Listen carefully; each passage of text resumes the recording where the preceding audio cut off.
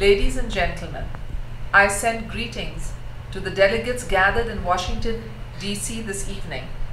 I congratulate the World Sindhi Institute for its democratic initiative in focusing the need to end military rule in Pakistan. The founder of Pakistan, Quaid-e-Azam Muhammad Ali Jinnah, dreamt of Pakistan as a federal, democratic and egalitarian country with the provinces enjoying autonomy and the people having fundamental human rights.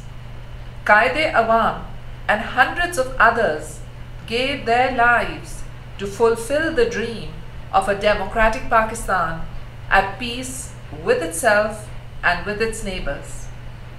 The first step to democracy is the holding of fair, free and impartial elections that are open to all political parties and all individuals.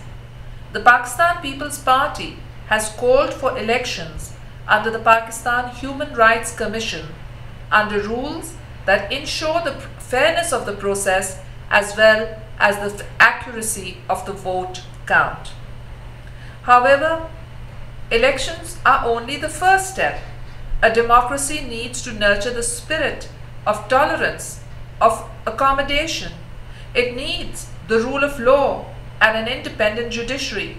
It needs to investigate claims of torture and perversion of justice. There are many national issues crying out for attention. Citizens in our country feel unsafe. They need the umbrella of a viable law enforcement agency, an agency that can carry out impartial and transparent investigations, inspiring confidence amongst the population. Our citizens need a court system that can deliver justice. One of our people recently attempted suicide out of frustration with the inability of the country's judicial system to provide relief.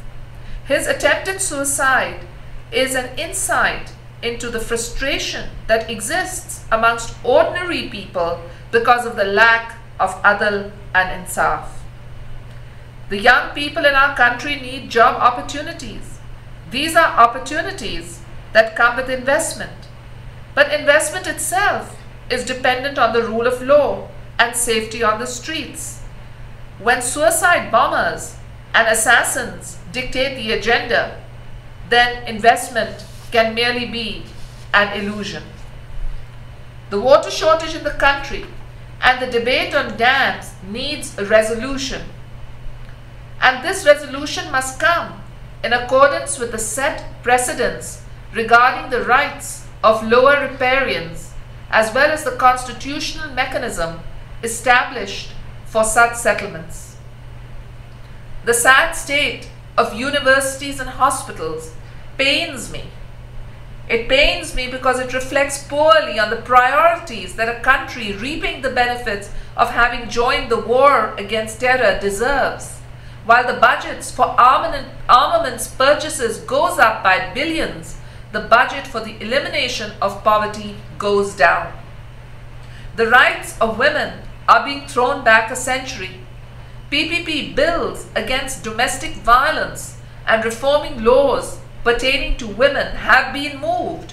Unfortunately, they have been put on the parliamentary back burner. The media finds it hard to speak about corruption within the corridors of power. If the media does speak out, instant justice is meted out.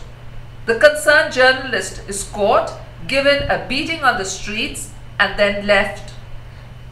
The National Accountability Bureau is little more than an outfit of coercion to politically re-engineer the country through intimidation. Not one of the many complaints filed by the PPP before it had received a serious hearing. Nor has the National Accountability Bureau found any serious corruption charge after the dismissal of the PPP government in 1996, although our media has reported widely on rampant corruption within the present administration.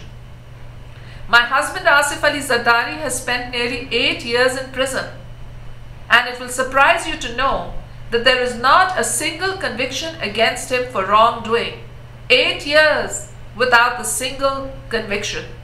Propaganda may work for a while, but ultimately, justice's voice will always be heard. Several PPP workers left us this year for the other world.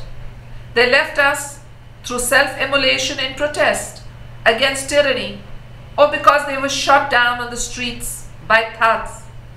Dhani Baksh Shaheed, Munawar Surawardi Shaheed, Abdullah Murad Shaheed, and our other martyrs will always be remembered. Their sacrifices can never be forgotten. Throughout my life, I found people struggle for causes because they want to build a better world. Irrespective of the sufferings and sacrifices of the PPP workers, of our leadership, and of my family, the PPP and I remain dedicated to the fulfillment of the dream of a federal, democratic, and egalitarian Pakistan, respecting provincial autonomy and human rights, at peace with itself and with its neighbors. This week, the Vice Chairman of the PPP, Yusuf Raza Gilani, former Speaker of the National Assembly, joined other political prisoners of Pakistan. He was sentenced to 10 years imprisonment on the wrong accusation that he gave jobs in violation of rules. Those who had joined the ruling party were all acquitted, although they faced the same charge. Yusuf Raza Gilani now joins Pir Mukarram, Bismillah Kakar, Salahuddin Dogar, and Asif Ali Zardari in prison.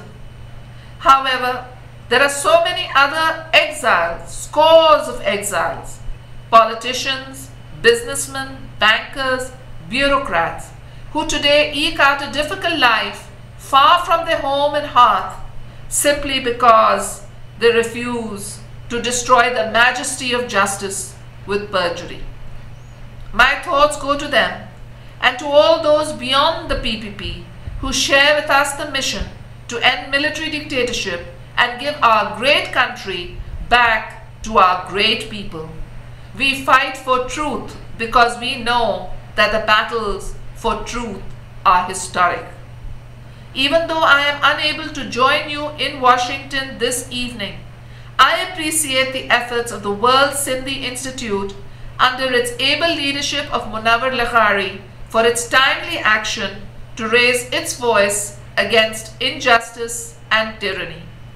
And I also praise you, the participants, who gave of their precious time to attend this seminar to support the cause of human rights, a cause that is universal, a cause that will triumph.